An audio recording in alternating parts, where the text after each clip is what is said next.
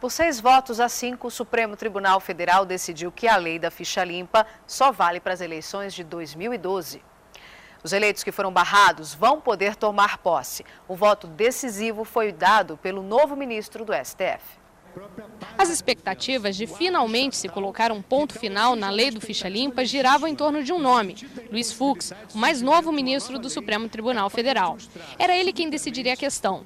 Apesar de começar elogiando a lei, afirmando ser o mais belo espetáculo democrático, Luiz Fux acabou considerando que a regra não respeitou a Constituição ao entrar em vigor menos de um ano antes das eleições e disse que a ficha limpa só vale a partir de 2012. A lei da ficha limpa é a lei do futuro, é a aspiração legítima da nação brasileira, mas não pode ser um desejo saciado no presente em homenagem à Constituição brasileira. No ano passado, o STF levou o assunto para plenário 2 vezes. A falta de um ministro, com a aposentadoria de Eros Grau, deixou a decisão empatada.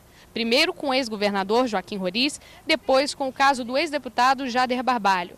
Desta vez, a decisão era em torno de um ex-secretário da Prefeitura de Uberlândia, em Minas, Leonídio Bolsas. Condenado por improbidade administrativa, teve 42 mil votos, mas a candidatura a deputado estadual foi impugnada. A decisão do STF vale para todos os prejudicados com a lei do ficha limpa. Por causa dela, mais de 200 candidatos foram barrados nas eleições do ano passado. A não aplicação da ficha limpa em 2010 pode alterar a composição do Congresso. Vários políticos ficaram de fora da disputa das eleições por causa da lei. Entre eles, o ex-governador Cássio Cunha Lima, da Paraíba, o ex-senador João Capiberibe, do Amapá, e Jader Barbalho e Paulo Rocha, que concorriam a uma vaga no Senado pelo Pará. Nesse caso, uma das beneficiadas com a saída dos dois, a atual senadora Marinor Brito, tem que deixar a cadeira. Ela protestou no Congresso contra a decisão. Nós queremos ver e vamos ver, se não agora, meu companheiro Jean, varrido da política brasileira, os corruptos como Jader Barbalho. Queremos ver, varrido da política brasileira, os Roris da vida, os Malufes da vida e muitos outros. Bom dia. Bom dia. Com essa decisão, os ministros do Supremo terão agora que avaliar outros 30 recursos que questionam a lei da ficha limpa. Sobre esse assunto, vamos conversar com o cientista político Rodolfo Teixeira. Bom dia, Rodolfo. Bom dia. Essa decisão do ministro Luiz Fux, que acabou ficando nas costas dele, surpreendeu o senhor? Bem, o mais importante não é a decisão do ministro Luiz Fux, e sim a análise de como foi o comportamento do Supremo Tribunal Federal.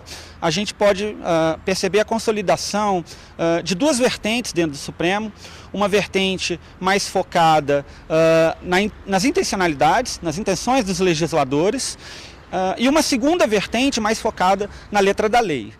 Essa segunda vertente, ela foi a vertente que venceu e ela adotou o critério de anualidade como sendo o fator mais importante para impedir que a ficha limpa já tivesse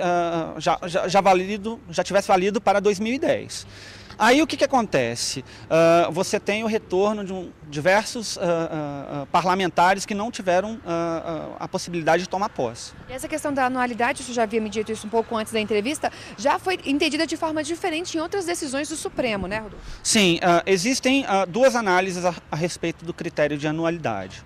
Uma no que diz respeito a quando ele é parte de uma consulta parlamentar a respeito de uma lei que já existe. Nesse caso, o Supremo Tribunal Federal entendeu que poderia ter validade, como foi no caso de 2002 para a verticalização das eleições. Neste caso, é uma nova lei, né? Então, ele entendeu que o critério de anualidade impediria que essa lei valesse. Agora, a gente tem um problema de entendimento.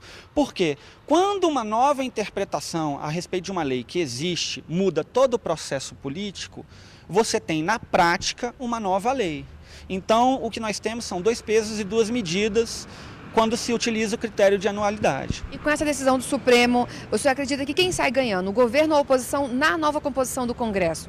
Bem, eu acredito que o jogo continua do mesmo jeito, uma vez que as mudanças não são significativas. Como o governo tem que dialogar tanto com a oposição quanto com a sua própria base a cada projeto de lei que vai ser votado, e a negociação com a base, às vezes, é mais dura do que a negociação com a própria oposição, então eu acredito acredito que essa equivalência de forças permanece. De qualquer modo, a discussão está posta, a ficha limpa não vale para 2010, mas vale para 2012, e o que vale, no final das contas, é o voto do eleitor, né, professor? Sim, mas aí a gente cria um outro problema que é, você tem candidatos que foram eleitos, que vão poder tomar posse, e que eles podem legislar por agora, mas que eles previamente não vão poder concorrer para o mesmo cargo em 2014 ou concorrer para o cargo de prefeito em 2012. Então você tem um legislador com prazo de validade, o que é, no mínimo, constrangedor. Ok, professor. Obrigada pela sua participação aqui no Repórter Brasil. Bom, o julgamento do STF, que adiou a validade do ficha limpa para 2012, repercutiu negativamente em vários setores. Para o presidente da Ordem dos Advogados do Brasil, Ofir Cavalcante, a decisão do Supremo frustra a sociedade que, por meio de um instrumento, de uma lei de iniciativa popular, buscou um novo caminho para a seleção de candidatos a cargos eletivos, fundado no critério da ética e da moralidade. Já o diretor do Movimento de Combate à Corrupção Eleitoral, Carlos Moura, disse que a decisão do Judiciário é para ser cumprida, mas que 1.600.000 pessoas que assinaram o projeto de lei de iniciativa popular da ficha limpa ficam agora decepcionados. Voltamos ao estúdio do Repórter Brasil. Muito obrigada, Luana.